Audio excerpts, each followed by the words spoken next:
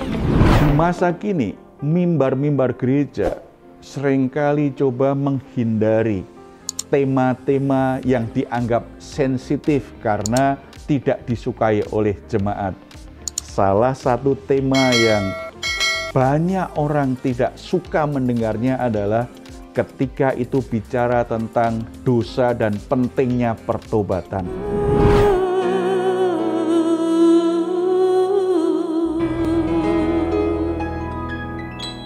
Salam, God Lover yang dikasihi oleh Tuhan. Senang berjumpa kembali dalam program Raise and God Diaspora TV malam hari ini. Setelah melewati kesibukan sepanjang hari ini, mungkin ada situasi yang membuat jiwa Anda menjadi letih, lesu, dan berbeban berat. Jangan menyerah sebab Tuhan mengundang kita semua untuk mengalami kelegaan. Marilah kepadaku semua yang letih, lesu, dan berbeban berat. Aku akan memberi kelegaan kepadamu. Itu yang dikatakan Tuhan Yesus kepada kita. Janji yang luar biasa, undangan yang luar biasa. Oleh sebab itu, mari kita hampiri Dia di dalam doa. Kita berdoa bersama. Bapa di surga, kami ucap syukur. Anugerah-Mu sempurna di dalam Yesus Kristus. Kami saat ini datang kepadamu memenuhi undangan-Mu yang terbaik Tuhan. Kami membawa keadaan hidup kami yang sedang letih, lesu, berbeban berat. Kami bersyukur karena dalam hadirat-Mu Engkau akan memberi kami kelegaan. Karena di dalam Engkau kami menemukan jalan keluar. Di dalam Engkau Bapa kami akan mendapatkan kekuatan yang baru. Menemukan hikmat untuk menyelesaikan masalah-masalah hidup kami. Tidak peduli situasi sesulit apapun yang sedang kami hadapi. Kami sangat percaya Engkau akan menolong, Engkau akan membuat kami berkemenangan dalam hidup ini. Bapa, kami siap untuk mendengar kebenaran firman-Mu. Berfirmanlah kepada kami dalam nama Tuhan Yesus Kristus. Amin. Saudara-saudara, di masa kini, mimbar-mimbar gereja seringkali coba menghindari tema-tema yang dianggap sensitif karena tidak disukai oleh jemaat. Salah satu tema yang banyak orang tidak suka mendengarnya adalah ketika itu bicara tentang dosa dan pentingnya pertobatan. Ada banyak pengkhotbah mencari rasa aman, kalau bisa jangan mengkhotbahkan tentang hal itu. Khotbah saja tentang bagaimana memulihkan semangat orang, memotivasi orang, bicara tentang hal-hal yang membuat orang itu lebih senang untuk mendengarnya. Saudara-saudara, kalau kita menghindari topik tentang dosa, maka sama saja kita sedang mengaburkan iman kita. Karena iman Kristen itu bertitik tolak pada karya penebusan Yesus Kristus. Penebusan dosa-dosa manusia di atas kayu salib lewat kematian Yesus Kristus. Oleh sebab itu saudara-saudara, sebagai orang Kristen, kita harus berani untuk menyuarakan, untuk bicara kebenaran tentang dosa. Tetapi dengan cara yang penuh harapan, bukan sebagai berita buruk yang tidak ada solusinya. Bukan hanya berita buruk yang menakutkan orang, tetapi harus bicara tentang dosa, tetapi ada solusinya. Ada kasih karunia Allah untuk menyelesaikannya. Manusia tidak mampu menyelesaikan dosanya sendiri, tetapi kasih karunia Allah itu sudah menyelesaikannya di atas kayu salib. Kita akan belajar bagian dari Alkitab supaya kita sadar bahwa dosa itu berbahaya, bahwa dosa itu akan membuat manusia menjadi menderita, hidupnya akan hancur, hidupnya akan berantakan. Mari kita belajar dari kisah nyata yang pernah dialami oleh orang Israel. Hakim-Hakim pasal 6 ayat 1 sampai 5. 5 ayat ini memberi gambaran kepada kita bahwa dosa itu ternyata membawa kesengsaraan dalam hidup manusia. Kita baca ayat pertama. Tetapi orang Israel melakukan apa yang jahat di mata Tuhan, sebab itu Tuhan menyerahkan mereka ke dalam tangan orang Midian 7 tahun lamanya. Saudara-saudara lihat, ini pertama adalah kesengsaraan yang bersifat rohani. Ketika orang Israel sengaja berbuat dosa, memilih jalannya sendiri, bahkan mengikutinya, mengikuti jalan orang berdosa, melawan kebenaran Tuhan, melanggar ketetapan Tuhan. Akhirnya mereka keluar dari perlindungan Tuhan. Ketika jalan mereka keluar dari perlindungan Tuhan, musuh menguasai mereka. Musuh membuat mereka semakin tidak berdaya. Kesengsaraan rohani. Orang punya masalah. Orang mengalami situasi sulit.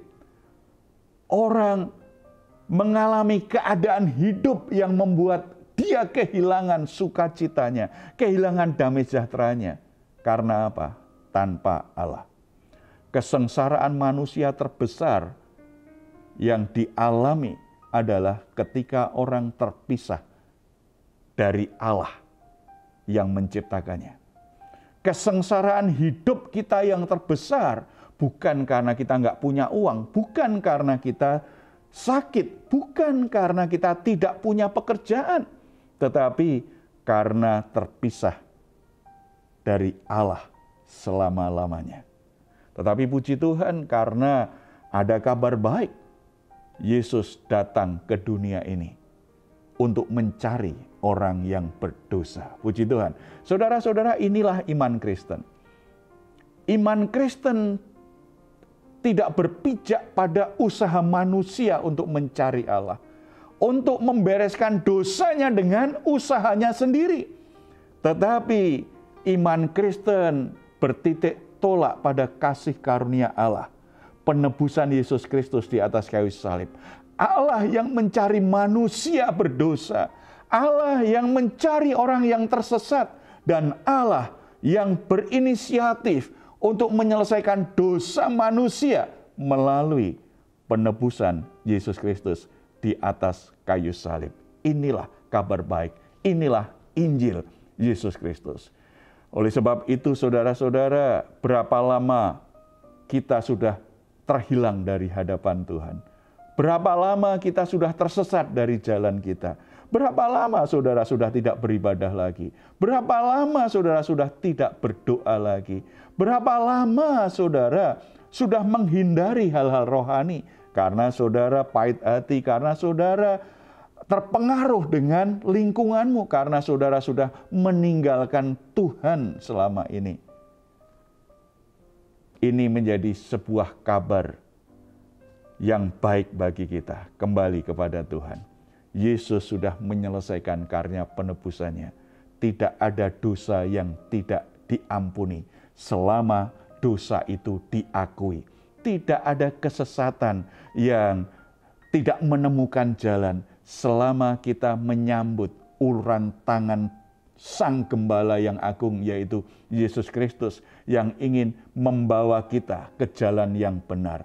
Tidak ada kerusakan hidup yang tidak bisa diatasi. Semua bisa dipulihkan karena karya Yesus Kristus di atas kayu salib itu selesai bagi kita. Oleh sebab itu, jangan biarkan kesengsaraan rohani membawa saudara mengalami kesengsaraan secara jasmani, secara jiwani. Sebab ini yang terjadi dengan orang Israel.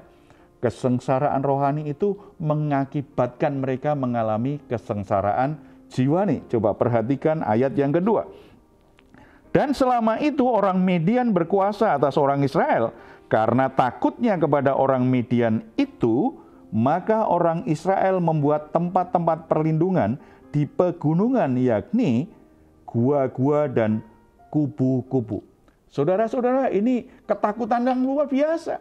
Secara rohani mereka alami kesengsaraan karena terpisah dari Allah. Mereka tidak punya kekuatan rohani untuk menjalani hidup ini. Mereka tidak mengalami sukacita, damai sejahtera ilahi karena mereka terpisah dari Allah. Setelah itu umat Israel dikuasai ketakutan. Apapun yang mereka kerjakan itu dihancurkan orang Midian. Mereka berjuang untuk untuk bercocok tanam, untuk mencari penghidupannya, mencari kebutuhan hari-hari. Setiap ketemu orang Midian, mereka langsung dihancurkan. Semua hal yang mereka kerjakan, semua dihancurkan orang Midian. Sehingga mereka sembunyi di kubu-kubu, di pegunungan. Karena apa? Setiap hari, setiap jam, setiap menit, mereka ada dalam ketakutan luar biasa. Ini kerusakan, ini kesengsaraan jiwa yang luar biasa. Tidak ada yang lebih mendatangkan derita jiwa nih selain perasaan ketakutan luar biasa menjalani hidup ini. Takut untuk menyatakan diri kita, takut untuk menyatakan apa yang bisa kita kerjakan, takut menghadapi musuh, kebencian orang, perlawanan orang, hal-hal yang membuat hidup ini tidak pernah damai. Saudara-saudara, mungkin saat ini di antara saudara juga ada yang mengalami yang namanya kesengsaraan jiwa ini. Sebagai orang tua, ketakutan luar biasa apakah bisa membiayai anak-anaknya menuju masa depannya, karena pekerjaannya sedang kolab, karena usahanya sedang berantakan. Sebagai anak muda mungkin ketakutan, apakah aku punya masa depan dengan kondisi yang sekarang ini? Pekerjaan tidak juga menjadi mapan, coba berjuang, merintis usaha sendiri juga selalu ada masalah. Atau mungkin berpikir tentang pasangan hidup, apakah sampai seumurku ini masih ada orang yang mau menikah dengan aku? Ada ketakutan tentang masa depannya. Ada yang ketakutan dengan kematiannya. Bagaimana kalau aku mati? Bagaimana keadaanku? Ada yang ketakutan dalam banyak hal. Menjadi kesepian, menjadi cemas senantiasa. Ketakutan-ketakutan apapun yang saudara alami, sebenarnya ada solusinya. Ada solusinya karena Allah tidak memberikan roh ketakutan kepada kita, tetapi roh yang membangkitkan kekuatan, roh yang membangkitkan kasih, roh yang membangkitkan ketertiban ketika engkau datang kepadanya di dalam nama Yesus Kristus. Saudara akan dibebaskan dari ketakutan-ketakutanmu karena di dalam Yesus ada sebuah kepastian, engkau tidak sendirian lagi. Engkau tidak perlu menghadapi semua masalah hidupmu sendirian. Tuhan menyertai, Tuhan membela, Tuhan akan menolong hidupmu keluar dari masalah-masalahmu. Yang ketiga, ternyata ada juga kesengsaraan yang sifatnya jasmani. Coba perhatikan ayat yang ke-3-6. Setiap kali orang Israel selesai menabur, datanglah orang Midian, orang Amalek, dan orang-orang dari sebelah timur, lalu maju mendatangi mereka. Berkemahlah orang-orang itu di daerah mereka, dan memusnahkan hasil tanah itu sampai ke dekat Gaza, dan tidak meninggalkan bahan makanan apapun di Israel. Juga domba atau lembu atau keledai pun tidak. Sebab orang-orang itu datang maju dengan ternaknya dan kemahnya. Dan datangnya itu berbanyak-banyak seperti belalang. Orang-orangnya dan unta-untanya tidak terhitung banyaknya. Sekaliannya datang ke negeri itu untuk memusnahkannya. Sehingga orang Israel menjadi sangat melarat oleh perbuatan orang Midian itu. Lalu berserulah orang Israel kepada Tuhan. Orang Israel itu menjadi sangat melarat. Tidak hanya mereka ketakutan setiap hari. Tidak hanya mereka selalu terintimidasi dengan kekuatan, dengan kejahatan, dan perilaku jahat orang Midian. Tetapi mereka ternyata menjadi melarat. Untuk makan saja sulit. Apalagi untuk hal-hal yang lain. Apalagi untuk merencanakan masa depannya. Benar-benar ketakutan luar biasa dengan penderitaan itu, penderitaan yang luar biasa. Penderitaan batin, penderitaan jasmani mereka alami luar biasa. Karena apa? Mereka memilih jalan yang berdosa. Mereka memilih jalan yang menyimpang dari jalannya Tuhan. Karena mereka sengaja memberontak Tuhan yang sudah membawa mereka masuk tanah perjanjian. Saudara-saudara, memang tidak selalu masalah ekonomi karena dosa. Tetapi kalau saat ini saudara diperhadapkan situasi sulit secara ekonomi, serba kekurangan, serba kesulitan untuk memenuhi kebutuhan saja hari-hari begitu sulit. Lebih bijaksana saudara meneliti hati. Apakah ada kesalahan-kesalahan yang telah aku perbuat? Apakah ada dosa yang pernah aku perbuat? Apakah ada hal-hal yang tidak sejalan dengan kehendak Tuhan selama ini? Saudara perlu merenung, saudara perlu bertanya pada diri sendiri dan bertanya kepada Tuhan, kenapa aku alami penderitaan ini? Mengapa aku mengalami kesengsaraan ini? Tidak ada kata terlambat. Selalu ada kesempatan bagi hidup setiap orang untuk dipulihkan oleh Tuhan. Untuk menemukan kembali berkat yang selama ini menjauh dari hidup kita. Oleh sebab itu, saudara-saudara, bagaimana keadaanmu saat ini? Adakah dosa yang harus engkau akui di hadapan Tuhan? Adakah dosa yang harus engkau tinggalkan di hadapan Tuhan? Tidak usah menunggu engkau mengalami penderitaan, mengalami kesengsaraan, baru bertobat. Lebih baik ketika kita sadar kita telah berbuat dosa, kita cepat-cepat untuk mengakui, membereskannya, minta ampun kepada Tuhan. Cepat-cepat bertobat. Itu lebih bijaksana. Tidak usah menunggu dampak dosa yang membawa kesengsaraan menimpa hidup kita. Mari kita datang kepada Tuhan. Kita berdoa. Bapa di surga, kami ucap syukur Tuhan sudah ingatkan kami. Betapa kami seringkali seperti orang Israel. Kami tidak belajar dari pengalaman hidup kami. Kami kembali pada dosa-dosa. Betapa kami mengeraskan hati, kami sengaja menjauh dari Tuhan. Kami membiarkan dosa itu semakin hari semakin kuat mencengkeram hidup kami, memperbudak hidup kami. Sehingga kami alami dampak yang begitu buruk. Rumah tangga kami, kesehatan kami, ekonomi kami. Dan saat ini Tuhan ingatkan, sesungguhnya kesengsaraan terbesar yang kami alami adalah kalau kami jauh dari Tuhan. Tetapi kami bersyukur karena Yesus Kristus menyediakan penebusan yang sempurna. Hamba-Mu berdoa untuk setiap saudara-saudara yang saat ini mengikuti program Rest and God ini. Mungkin mereka sudah sangat jauh menyimpang dari jalan Tuhan. Mungkin mereka sudah sangat terikat dengan dosa. Bahkan mereka menjadi tidak yakin lagi apakah dosa-dosa mereka masih bisa diampuni oleh Tuhan. Tetapi kiranya Roh Kudus bekerja menjamah hati mereka. Mereka kembali mengingat karya Yesus di atas kayu salib yang sudah menebus dosa mereka secara sempurna. Roh Kudus, mari Engkau menjamah setiap orang yang terikat dosa, dosa apapun yang mengikat kehidupan saudara-saudara kami. Tuhan, lepaskan mereka. Tuhan, jamah hati mereka, supaya mereka sungguh-sungguh bertobat meninggalkan jalan-jalannya yang berdosa. Mereka sungguh-sungguh menyesali jalannya yang berdosa dan kembali kepada Tuhan. Kebenaran firman-Mu membentuk, mengarahkan hidup mereka. Roh Kudus memberi mereka kekuatan untuk bisa mengalaminya, untuk bisa mengalami dan mengalami kebebasan itu sepenuhnya di dalam Yesus Kristus Tuhan. Tuhan, pulihkan apa yang selama ini hilang, pulihkan apa yang selama ini rusak.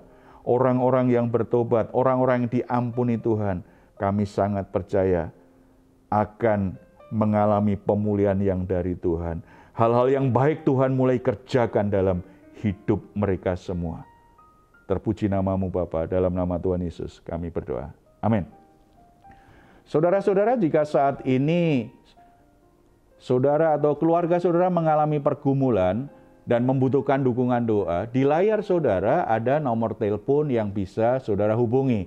Tim doa kami akan mendoakan saudara. Tetap yakin, tetap percaya, Tuhan tetap mengasihi dan akan menolongmu. Silakan jika Anda ingin memberikan komentar di ruang komentar yang ada di channel Diaspora TV.